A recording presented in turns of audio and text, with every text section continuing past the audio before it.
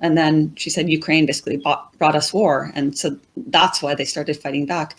And I thought, in talking with you tonight, another element I can bring is in drawing comparisons between what I saw there and what I saw in Gaza, because there are many similarities. Yes. I was gonna ask. Yeah. So thank you. Yeah. Yeah. So what have you observed then? Okay, so I'll just I mentioned Irina. So she's she's the administrator of the town of Zaitsevo, which is a very small town north of Gorlivka, which is north of Donetsk, and it's a frontline area. Her office is about 800 meters from the front line, and then beyond her office, I went with the press officer and a military member to areas 500, 600, 400 meters from the front line. All the houses, I think Dean mentioned, you'll find them either with gaping holes in the roofs or walls burnt out from having burnt down from being attacked with a mortar blast or heavy machine gunning. I saw a house that was still smoldering from attack a day or two prior. And most of the people all the people there I saw were elderly. There may be children, but I only saw elderly. And I visited,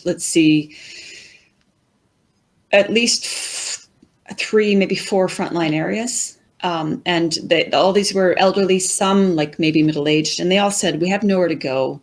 So this is one parallel with Gaza. They have nowhere to go. In Gaza, I watched a couple of the videos that you had put out about that. It was Irina, the like older one. I think it was like a brown dress or something like that you had filmed there. No, that was a woman in an area called Mine 67. The woman that showed me her house. Yeah. She broke my heart. She, for some reason, really I didn't need to cry that morning, Eva Bartlett, but thanks. Yeah, just something about her really reminded me of my own mother. And so then I was just thinking, like, God, it's bad enough for a random civilian person I've met to be living in these circumstances, but like, what if this was my mom? And she was talking about trying to fix up the holes in her house so she could live there. And her husband had died, and she was doing this on her own. And at night, the terror began. Just as I used to say when I was giving lectures about Gaza, layer upon layer of misery, manufactured misery. And so the parallel, civilians in these borderline areas that have nowhere to go, that are attacked routinely by the Israeli forces, by Ukrainian forces. In the case of Gaza, they literally have nowhere to go. They can't flee their own borders, They can't flee the very tiny strip that is the Gaza Strip. Mm-hmm. And I was in Gaza during 2 wars, the 2008-9 war and the 2012 war. And the 2008-9 war, I was with medics in Gaza City and northern Gaza. And northern Gaza was extremely hard hit. And there were so many times when we would finally be able to, I'm not a medic, obviously, I was just there to document, but to document the war crimes. And also we were essentially acting as human shields, hoping that the Israelis wouldn't bomb the ambulances or attack them as they do. That didn't work. They did actually attack an ambulance I was in. A sniper shot a medic that was just 20 meters outside of the ambulance collecting a corpse, and they just unleashed. This is during ceasefire hours. There was like a period of 3 or 4 ceasefire hours in which people were supposed to be allowed to go out and get food and supplies. So uniformed medics going to collect a corpse, and an Israeli sniper starts firing at them. They carry the corpse, they drop it, they run for the ambulance, and the sniper fire runs right up to the ambulance. And thankfully they weren't killed. But some days later, or the next day, another medic I worked with was killed when the Israelis fired a dart bomb directly at the back of the ambulance where he was standing. So, and this is another parallel. So I asked Irina, the woman in Zaitsevo, I said, just knowing how it works in Gaza, suspecting it's the same thing. I said, can ambulances get to the houses on the front line? She said, no, they can't, because they'll be fired upon. So basically, and the older woman, 84-year-old woman, I think she was, that you asked about, I asked her, she said, the cell phone doesn't work there. So I said, well, how would you call for an ambulance if you need it? And she said they would ask one of the soldiers to get help. But then they made the point again that ambulances couldn't get there. So somebody would have to transport them to a point where an ambulance could get. And I have this experience with farmers in Gaza. In fact, one day, I think it was in 2010, February, I think it was, this farmer, a 17-year-old deaf, I think he was 17, a deaf farmer who was a paid laborer. His cousin had been killed 2 or 3 weeks prior, shot in the neck by an Israeli soldier. He was working with other young laborers, and the Israelis rocked up to the border as they do, got out of their jeeps, started firing. We stood like this. I had a bullhorn. I was saying, you're firing on unarmed civilians. They fired at us, around us, and they shot the guy in the leg. And so thankfully he lived, but there are other cases when farmers in these border regions are shot, and or not just farmers, but people living there. And if they're shot in an artery, they only have a limited amount of time before they bleed out. And so ambulances can't get there. So it's often fatal. Let's think about that too, because if you're if you're on the side that's being fired upon, you're a soldier, there's a civilian who lives, within that frontline area, they're injured. Now, at least 2, if not 4, if not 6 of your soldiers have to stop what they're doing to get an injured civilian out of the way. Yeah. And if you're because Dean was telling us that the Donbass army as it is largely it's all volunteer, but it's also people who, at least up until a few years ago, weren't anything approaching professional soldiers.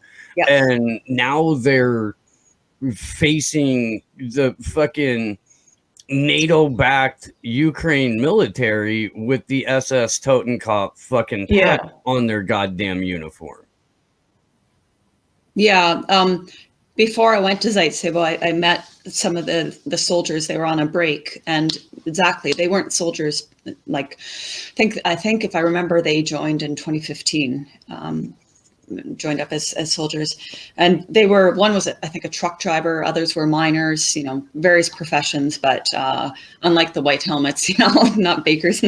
But yeah, it's and this is the thing, they're portrayed so despicably in the media if they're mentioned, and they're just people defending themselves and against both the Ukrainian neo-Nazi military and also global indifference and media whitewashing. Like they're aware of how they're portrayed.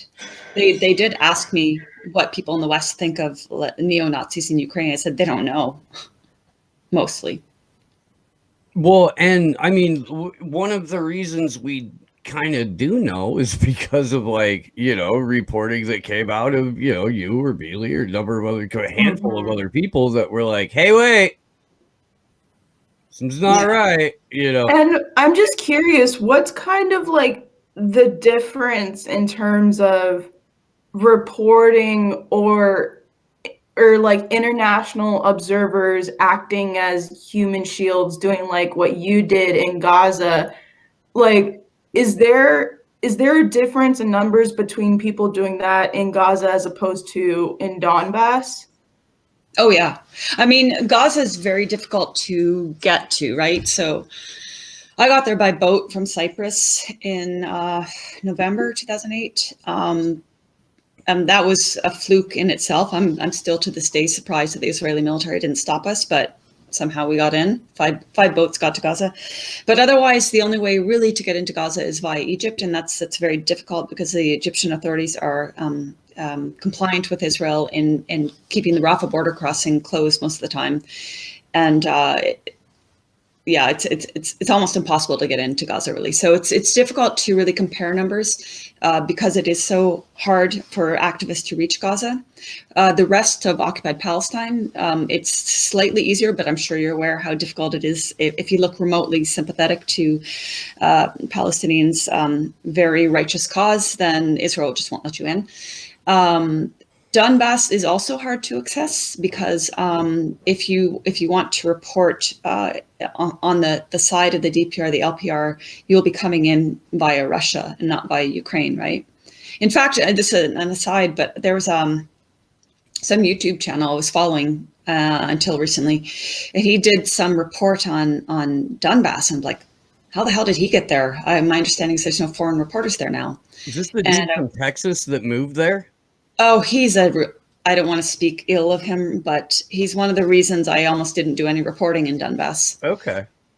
I can tell you in a private conversation, but Okay. yeah. Anyway, no, this guy, I forget his name. He has a YouTube channel, Bald and Broke or something like that. So I was watching it, and he was interviewing people, and I was like, these don't sound like people I met in Donbass. Like, they're very anti-Russian, and they're not talking about Ukraine bombing them. What the hell? And then I realized, oh, okay, so Donbass is a geographical area. Parts of it are still in Ukraine, right? So the DPR and the LPR are in the Donbass, but there's still parts that are in eastern Ukraine. So he was reporting from there. So back to your question, like, if you want to report from within the DPR, LPR, you'd have to go via Russia. And now with all this, like the last year, travel and all that stuff. So I'm not aware of that many journalists and activists that have gone to Donbass. I mean, I know there's Graham Phillips, and there are others. See, initially when I went there, I told you I wanted to both see for myself, but also to make connections there so that I could then put forth their reporting. But to be honest, the only person, I haven't even met Dean, but he's the only person I really trust, because unfortunately, in war zones, you do get opportunists that go there, and they're there not for the reasons they're portraying, but other reasons. So It's the exact same in the Assange community. Oh yeah, I believe it. I believe it. Yeah. Yeah. So really, my only sources that I trust when it comes to accuracy and intent are Dmitry, the press officer I met, this really lovely young man, Alexei, that I met in Gorlivka, and a handful of people I know on Facebook that have been reporting from the start, and Dean as well, you know, but so it makes it difficult to get a variety of information. I do look at the DAN, Donetsk News Agency, but their reports are kind of similar to the Syrian Arab news agencies, SANA. They give you the information, but they're short, and they're not very, you know, in depth or anything like that. But anyway, they're at least information. Yeah, I mean, half the time I know something about Syria because Beely's sending me a Sana update. You know? And if it's like really hectic, you know, then we'll sit there and talk about it for a while. But it sucks when it's a news wire and you only get maybe 2 paragraphs, and it's your job to turn that into a report, or turn that, like in our case, turn it into a, you know, 10, 20, 30-minute news segment. Especially when the ancillary reporting around it doesn't exist. Mm-hmm. You know, like, I mean, really, and I want to thank you, by the way, Eva, because you gave me permission to be ignorant as shit about Donbass. The first tweet I saw from you on it was something to the effect of, like, if you're in the West and you haven't heard about this, there's a lot of reasons, so it's okay. And I was like, well, cool, because I don't know shit, you know. You know what though, I when I used to give lectures, I did a lot of tours around the US and Canada and Ireland talking about Gaza. I used to, and I still am, be very open about the fact that until my late 20s, I was ignorant as fuck about everything. Like, I wasn't a bad person, but I wasn't interested in anything political. I was a piano major at school and a French minor, and then I did a whole lot of traveling on my own just for the hell of it. I loved it. And then I taught English in Korea. And actually, it's funny, like, I'm in no way comparing myself to James Corbett, because all the respect to him, but he does have a similar kind of awakening story as me. Yeah. His was, I think, some years prior to mine, but no, it was around the same time. I think 9/11 got Corbett. Yeah, and it got him earlier than me. But what got me first was Palestine, and I have to say, I hate admitting their fucking name. Sorry, I hate admitting their names, but Democracy You're Now! allowed to swear on this show. Yeah. I didn't know. Sorry, kids.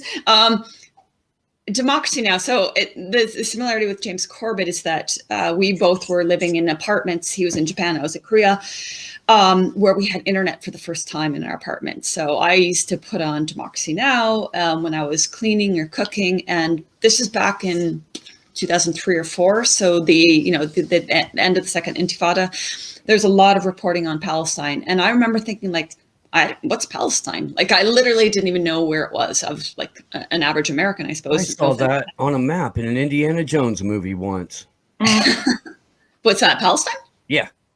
Oh, interesting. I'm surprised it wasn't censored. Yeah, actually, if you go to the, like, it's the, I can't even remember which, but they do that, you know, the travel scenes in the Indiana Jones movies where they have the little airplane and the lion and shit. Yeah. One of them does cross right through it. It says Palestine, or at least it did upon release, because that particular bit is stuck in my head throughout the years as like, oh, they were allowed to put that in movies once.